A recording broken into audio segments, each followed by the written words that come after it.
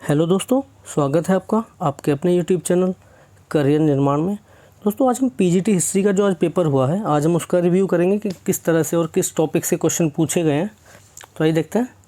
सबसे पहले मैथ्स में देखिए डीआई तो आना ही आना है, 3 से 4 क्वेश्चन आने ही आने हैं। बार ग्राफ, पाई चार्ट दोनों चीज़ें पूछ रहा है, वो कर लीजिए।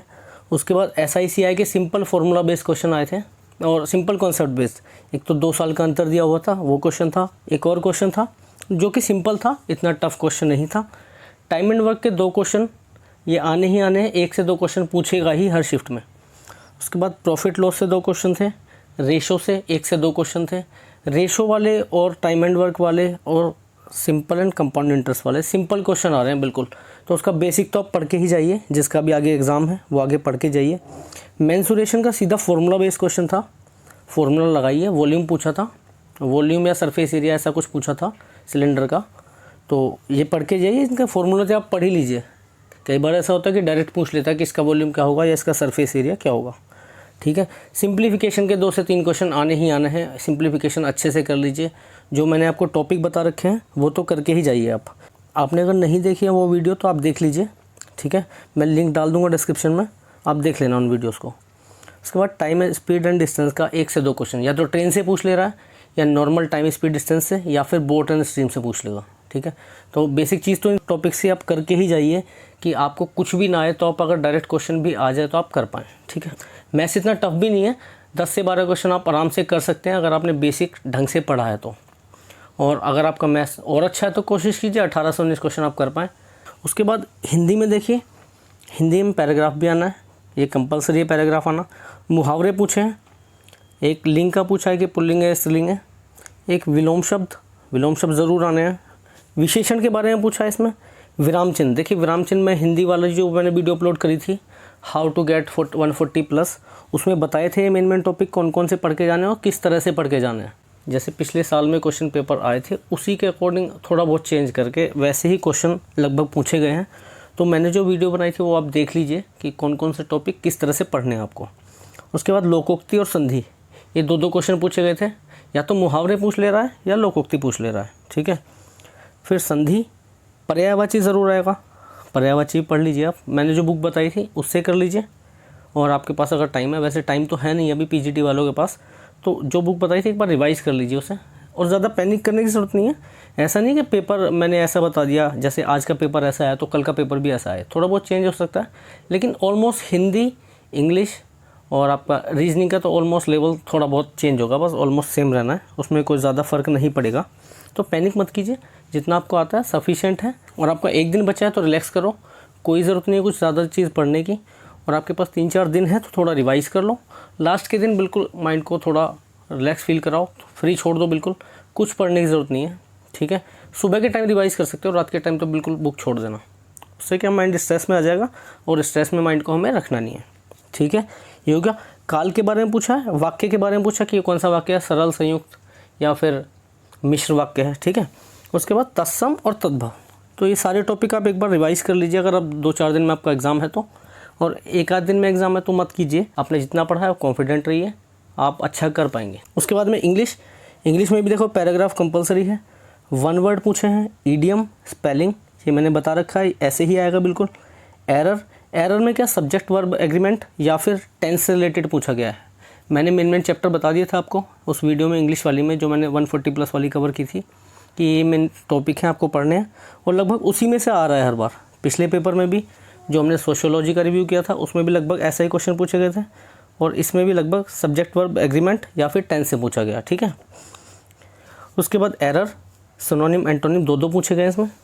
एक तो आप आराम से कर सकते हैं, इतना टफ नहीं है। दूसरा थोड़ा टफ हो सकता है। ठीक है। एक तो आप आराम से कर सकते हैं। Fill ups, fill in the blanks है, जिसमें या तो प्रीपोजिशन पूछ ले रहा है या सब्जेक्ट वर्ब एग्रीमेंट, ठीक है, या फिर टेंस, या तो वर्ब पूछ लेगा या टेंस पूछ लेगा, इस तरह से पूछा जा रहा है। फिर जीएस में आते हैं। देखो आर्टिकल और अमेंडमेंट तो ज़रूर पूछ रहा है हर पेपर में, कोई सा भी जो मेन आर्टिकल है और जो मेन अमेंडमेंट है वो तो ज़रूर पूछ रहा है। इंडेक्स ज़रूर आ रहा है, जैसे पिछली वाली वीडियो में हमने देखा था ह्यूमन डेवलपमेंट इंडेक्स, इसमें भी कोई एक इंडेक्स शायद एनर्जी इंडेक्स पूछा है, उसे पढ़ लीजिएगा। तो जितने भी इंडेक्स हैं ना हमें ध्यान में रखना है, इंडिया की रैंकिंग और नंबर 1 पे कौन है। ठीक है। उसके बाद डांस पूछा है, किस स्टेट का कौन सा डांस है, ठीक है। उसके बाद इसमें खिलजी और अकबर के बारे में पूछ लिया है। मैंने बताया ना हिस्ट्री में मेन इवेंट्स और मेन जो पर्सनैलिटी है उनके बारे में छोटी छोटी चीज़ें पढ़ लेंगे, जो मेन चीज़ें हैं, ज़्यादा पढ़ने की ज़रूरत नहीं है। और आपके पास टाइम है तो थोड़ा और रिवाइज़ कर सकते हैं उसे। बस स्टैटिक पूछ रहा है, ज़्यादा कुछ नहीं पूछ रहा है, स्टैटिक जीके पूछ रहा है, स्टैटिक जीके या फिर करंट अफेयर, उन पर ज़्यादा फोकस कर रहा है, ठीक है। नेशनल पार्क पूछा है, ये नेशनल पार्क कौन से उसमें है, कौन से राज्य में है। एक दादा साहब फाल्के अवार्ड के बारे में पूछा, ये किसे मिला है। संविधान सभा का एक क्वेश्चन आया है। एक क्रॉप यानी फसल के बारे में क्वेश्चन पूछा है। एक बजट। तो ये कुछ इस तरह के स्टैटिक प्लस करंट दोनों को मिक्स करके बनाया गया है इस तरह से ये हमारा पेपर, ठीक है। और लगभग जैसे पिछले साल में पेपर आए हैं, लगभग उसी तरह के एग्ज़ाम्स इस बार भी पूछे जा रहे हैं। टीसीएस बना रहे तो थोड़ा बहुत चेंज ही करता है, वो ज़्यादा चेंज नहीं करता है। तो उसी तरह से आप अपनी तैयारी कंटिन्यू रखिए। आपके अगर आने वाले दिनों में 10-12 दिन में पेपर हैं तो उसी तरह से अपनी पढ़ाई को कंटिन्यू रखिए। और जो मैंने आपको वीडियोस बताई हैं उसके थ्रू आप अगर अपनी तैयारी करेंगे तो आप अच्छे से अच्छे नंबर्स ला पाएंगे और आप अच्छा स्कोर कर पाएंगे, ठीक है। आप उन्हें वीडियोस को देख लीजिए, मैं लिंक में डाल दूँगा। अब आगे आते हैं। आगे देखिए रीजनिंग में सीरीज़ तो पूछ रहा है, alphabetical plus number series. Syllogism, ये तो 2 से 3 सवाल आने ही आने हैं। डायरेक्शन एक सवाल, रैंकिंग का भी सवाल पूछा है। एक मैंने बताया था आपको रीजनिंग वाली वीडियो में जब मैंने कवर की थी, कंपैरिजन ऑफ हाइट को कंपेयर करते हैं, तो उसका भी एक क्वेश्चन पूछा गया। मिरर इमेज के इसमें 2 क्वेश्चन है, तो मिरर इमेज का क्वेश्चन आना ही आना है, वो कर लीजिए। सीरीज़ कर लीजिए, वो आनी ही आनी है।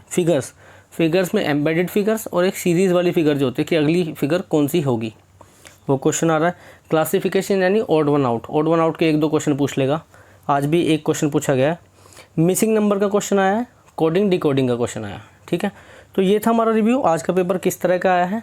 और आप अपनी तैयारी को इसी के अकॉर्डिंग कंटिन्यू रखिए और कोशिश करिए कि आप कम टाइम में अपने इस सब्जेक्ट को रिवाइज़ कर पाएँ, किसी भी सब्जेक्ट को। एग्ज़ाम टाइम में कोशिश कीजिए अब एक सेक्शन को ज़्यादा टाइम ना दें। अगर आप पे सवाल हो रहा है, सोल्व हो पा रहा है तो कर दीजिए, अगर नहीं हो पा रहा तो आगे बढ़ जाइए, टाइम वेस्ट मत करिए, क्योंकि हर एक सेक्शन को टाइम देना है हमें। और कोशिश कीजिए लास्ट क्वेश्चन तक आप पहुंच पाएँ, लास्ट क्वेश्चन को अच्छे से पढ़ पाएँ। तो टाइम मैनेजमेंट देखना है हमें अच्छे से, और सभी चीज़ों को ध्यान में रखते हैं ये भी देखना है कि नेगेटिव मार्किंग ज़्यादा ना हो जाए। जितना आता है उतना करिए, एक्यूरेसी अच्छी रखिए और ज़्यादा अटैम्प्ट करने की कोशिश मत कीजिए कि मान लीजिए कोई 200 अटैम्प्ट कर रहा है, कोई 300 अटैम्प्ट कर रहा है, कोई 250 अटैम्प्ट कर रहा है, उनका मत देखिए, अपना देखिए कि आप अच्छी एक्यूरेसी के साथ कितना अटैम्प्ट कर पाते हैं, ठीक है। और अगर आप हमें टेलीग्राम पे इंस्टाग्राम पे फॉलो नहीं करें तो फॉलो कर लीजिए। आपकी कोई भी क्वेरी है आप वहाँ पे पूछ सकते हैं या ईमेल कर सकते हैं हमें, ठीक है। मिलते हैं नेक्स्ट वीडियो में, धन्यवाद।